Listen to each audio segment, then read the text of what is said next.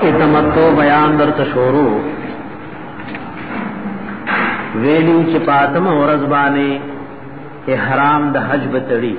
او به فرمایل کډوان دې کو نو جایز دی اوس وی وعليه دم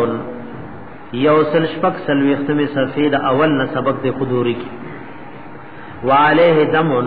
او پدی حج تمتو والا باندې دم وی یعنی ګډ بذب حقای یا او مې صد غوا او د اوخ فاذا حلقا او کله چې دې سرخ رہی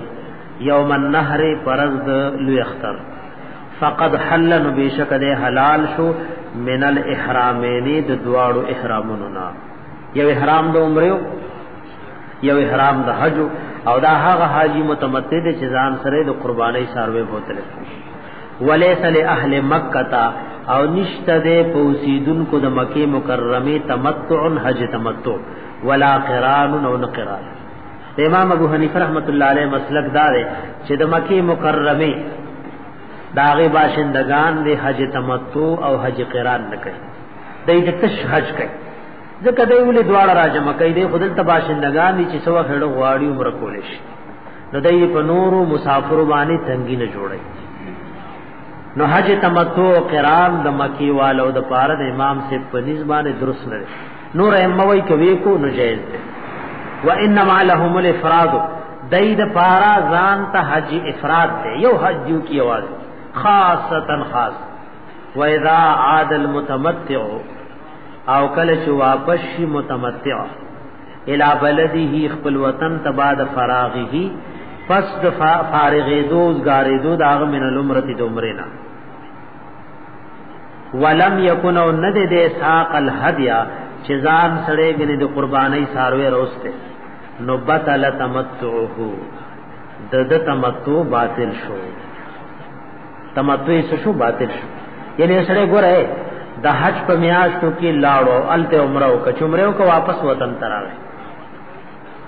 نو د حج تمتع باطل ځکه شو چې په یو سفر کې دوه عبادتونه ونکړي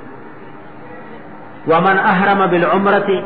او چا چې احرام تړلو د عمره قبل اشهر الحج مخکې د میاشتو د حج نه ور رمضان شریف پوری د حج میاشت نه دي چې کله رمضان تیر شو شوال روخته نو د حج میاشت روخته یو سره عمره تلاړ او احرام د عمره تړلو مخکې د میاشتو د حج نه فتوا فلها نو طواف کو د عمره د پاره اقل من 4 اشواط کم د سلورنا رمضان شریف میاشوا او د درې طوافونه د دې عمره د پاره کلو نور لا صبر وکړو ثم دخلات او بیا داخل شو اشهر الحج میاشت د حج یعنی د اختر وړو کې اختر میاش روخته فتمها نو ددا باقی طواف پدی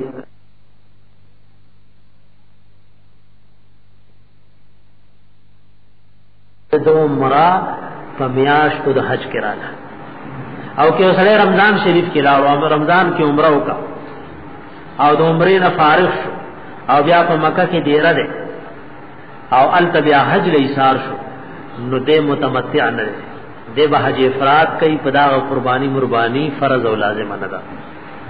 دا درته دا مسله ہے که یو سړی حرام په رمضان کې تړلې